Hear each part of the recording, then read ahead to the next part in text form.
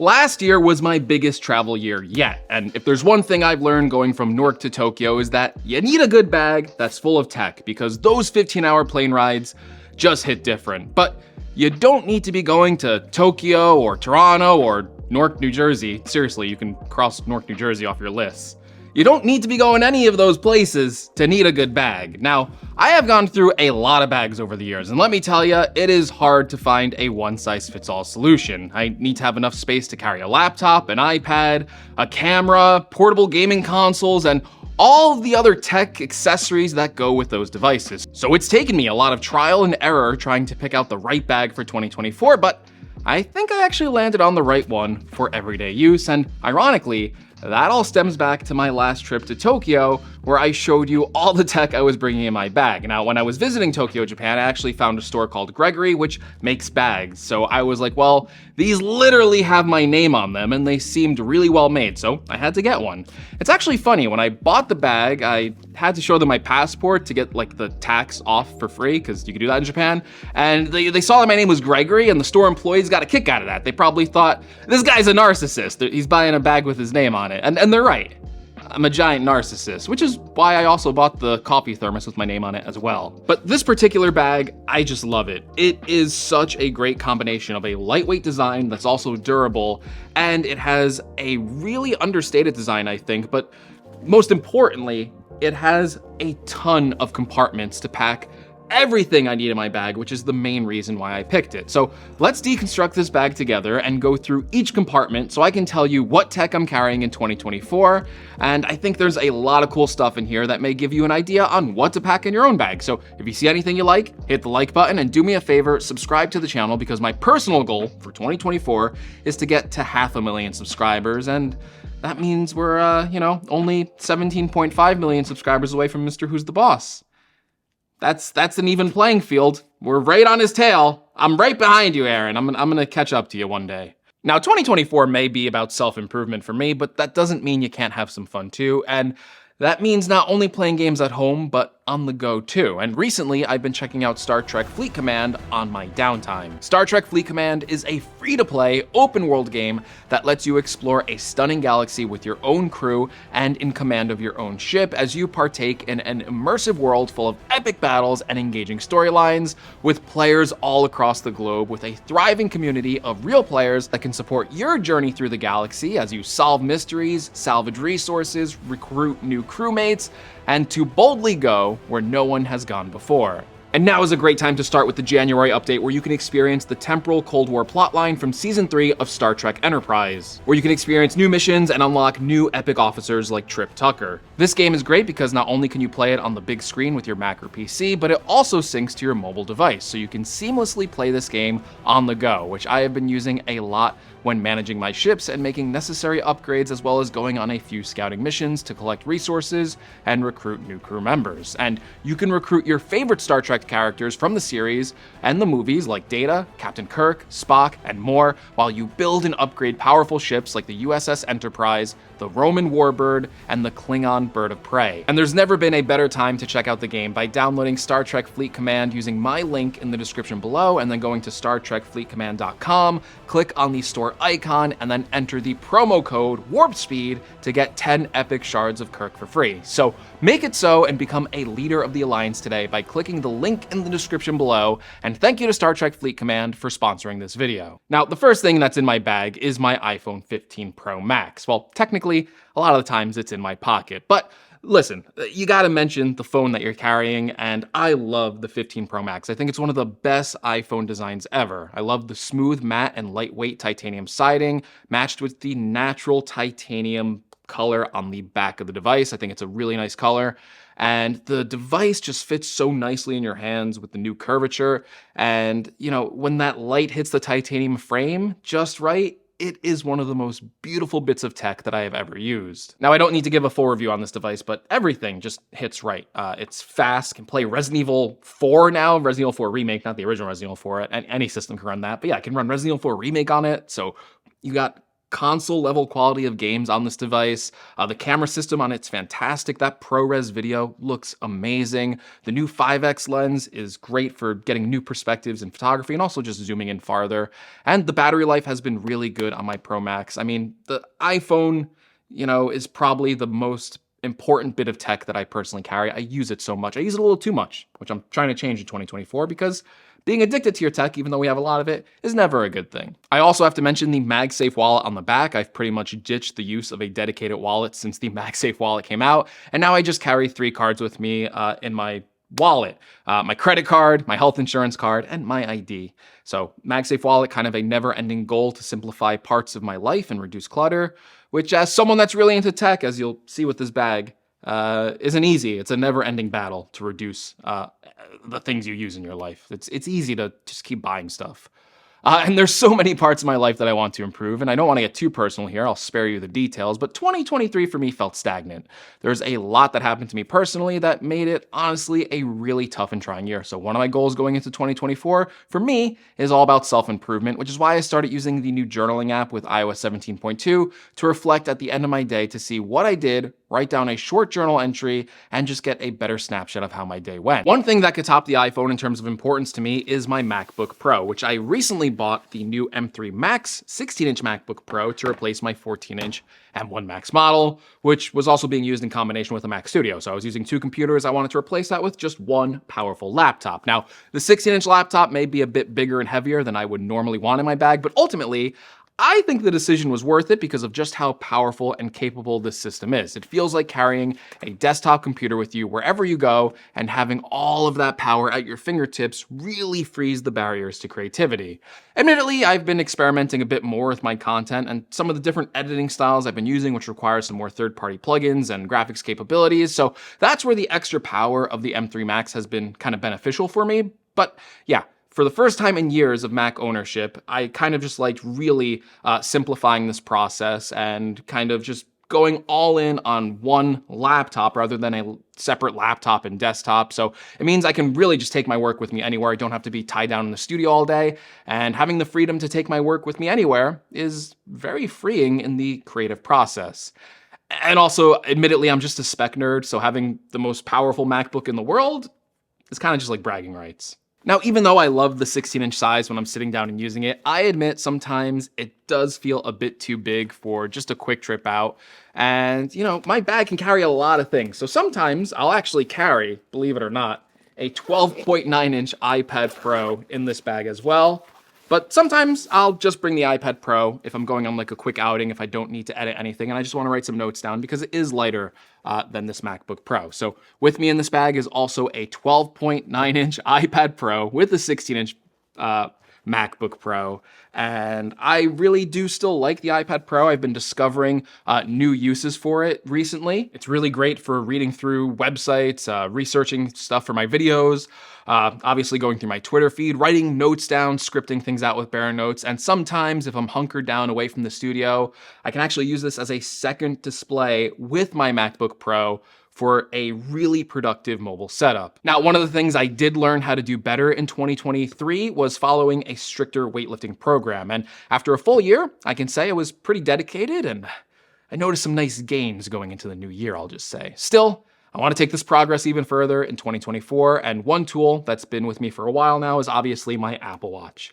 Now, I know this really isn't in my bag, but it's a piece of tech I use every day, so I figured it's worth mentioning.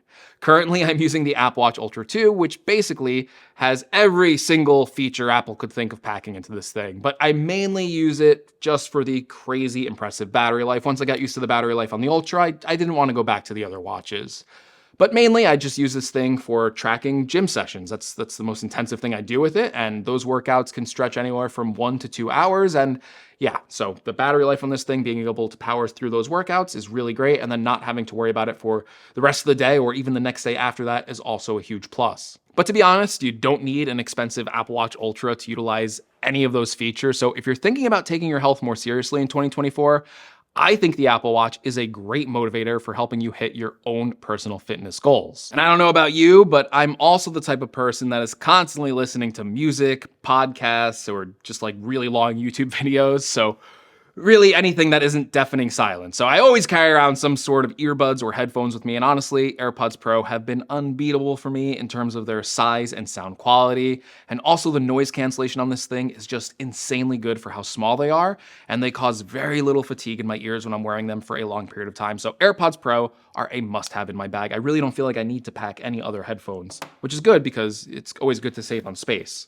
Another item that's usually in my bag is my camera. Now, if you watch this channel for the past year, I think you've probably seen the increased amount of times I've been shooting at different locations outside or in something like a coffee shop. Now, this camera itself is a Sony a7S III, which I have been reliably using on my channel for about the past 3 years now. And it's weird because I used to upgrade my cameras like every year, but this one has been in service with me for like the longest at this point, and I'm kind of not used to that. So this has been like old reliable over here. And I guess that makes sense, right? The image still looks great on this. It has 10-bit color, it has 4K resolution, it can get up to 120 FPS, which is great for slowing down and editing for that slow motion B-roll kind of effect. But basically, this camera is really mainly just used for video. I rarely take photos on this because the max resolution for this is 12 megapixels, which is kind of small, honestly. It's crazy that... Sorry, iPhone. It's crazy that the iPhone in my pocket has a bigger resolution sensor than this camera. I mean, I get it's not the same, right? Like, you can't just go resolution versus resolution, but it is insane that basically any flagship smartphone has a bigger megapixel count than this. Now, one thing you may have noticed, or maybe you didn't even notice, is that everything on my desk right now, from my AirPods Pro to my phone to my MacBook, iPad camera, all charge via USB-C. I guess the only thing that doesn't is the Apple Watch, but we can forgive it for that. But yeah, the last holdout in my setup for USB-C charging was the iPhone. So that also means that this bag is all USB-C, which means realistically, I kind of only need to carry around one cable with me. Now I do carry around a few cables, and I also carry around this Ugreen 65-watt charging brick because it's really small and portable, but still has 2 USB-C ports and a USB-A port. It can't charge my MacBook Pro at full speed, but honestly, I really don't need to because the MacBook Pro has such good battery life anyway, so if I just charge this overnight, it's fine. I don't need the speed for charging. But yeah, that's basically like, I'm all in on USB-C at this point. But the one thing I will say is not all USB-C cables are built the same, so it's very important that I also carry around a 10 gigabit per second USB-C cable with me, because when I'm transferring files off the iPhone 15 Pro, which supports those transfer speeds, if you're using something like a USB-C cable that's just designated for charging, or even a 5 gigabit per second rated cable, the large file sizes that the iPhone puts off with the ProRAW video take forever to transfer if you're not using a high-speed cable. So, you know, get a high-speed cable if you got something like that, and just toss it in your bag and forget about it. Of course, I also need those cables to connect to other things like external SSDs. I got quite a few of these because I'm always loading them up. This one's a Samsung T5 4TB external SSD, which is great for the price. But recently, I've actually been using this Thunderbolt-enabled SSD, which is from SanDisk. It's a SanDisk Pro SSD, and this has faster 3000 megabit read and write speed, so it's about 3 times as fast as this other SSD, and this is a great one to edit footage off directly, but it does require a Thunderbolt port, so you need to make sure you have that for your computer, and also it's a little more expensive, right, to get those faster speeds. This 4TB version is around $400. I believe I paid about $200 for the Samsung one, but again, it's slower. So gotta have some external SSDs when you're editing on the go like me, and that's even with an 8TB MacBook Pro. I also put this in my bag. I used to rely on this a lot more. This is my MagSafe battery pack. But with the iPhone 15 Pro Max, battery life has been pretty good, so I really don't feel like I have to use this all too much, and it also still charges through the Lightning cable, which I currently don't have in my bag, so I don't even know if this thing is charged up. So maybe I'm just like hoping like in an emergency it would be charged up. But basically, yeah, it's just in my bag.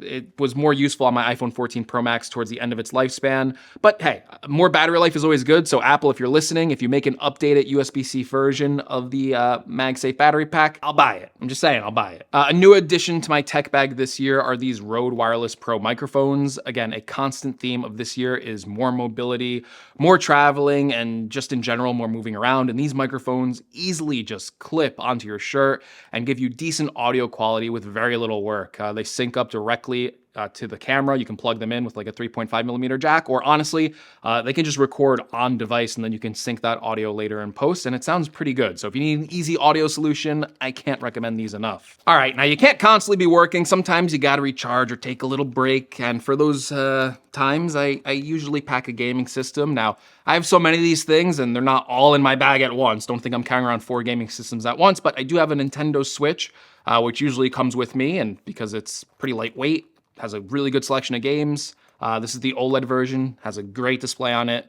And I find it's the easiest system to carry around with me, and there's usually something I want to play on it. Recently though, I have been playing a lot on my PlayStation Portal, which has been accompanying me more often. This connects directly to the PS5 to stream games onto this device, which means as long as you have a solid internet connection, you can play your PS5 games from anywhere. Granted, that's not always the case, right? Sometimes you don't have good Wi-Fi, so it's not the most reliable setup, I'll admit, but when it works, and I love it.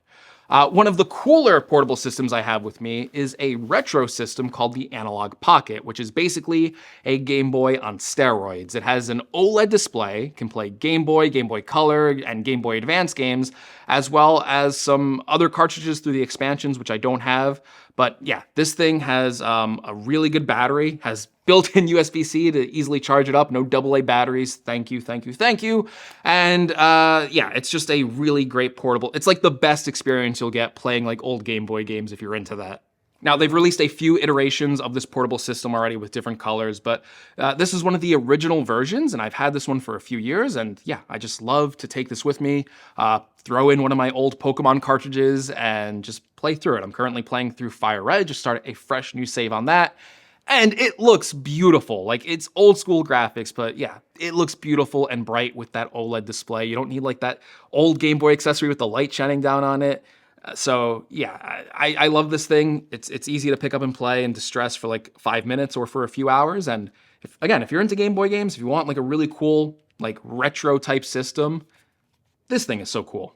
Definitely put on your list. Now, as much as I love playing games, I'm trying to do more reading in my life as well. And last year I picked up a Kindle Scribe, which is basically a souped up Super Kindle with a 10.2-inch e-ink display, and it also has a pen, so it can take some notes.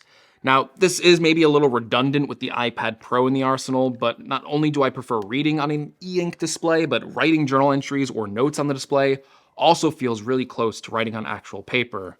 There's a lot less distractions also with an e-reader because there's no notifications coming up and there's no temptations to do something else like watch a video or scroll through Twitter. So yeah, that's one of the reasons why I use this. I'm currently reading through American Prometheus, which is a book about Oppenheimer. This is actually the book that the movie Oppenheimer is based on. So if you like that movie, you want to learn more about Robert J. Oppenheimer and his personal life, pick up that book too, I guess. This isn't a book club channel. We're not getting that boring, are we? That's basically the main last thing in my bag. Obviously, there's some other things like some SD cards, which is in the camera I'm recording on right now, so I'm not going to show you that. But yeah, basically, that is what is in my tech bag, which I just threw on the floor for 2024. If you want to find any of these items all sprawled out on the table in front of me, you come to my studio and just look at the table and, you check the link in the description below. And then if you have any more questions for me personally about what my plans are for 2024, what my favorite food is, anything more personal than that, don't ask. But yeah, you can leave those in the comments below. And yeah, this is a fun video. Hope everyone has a happy holiday and a happy new year, and I'll see you in the next one.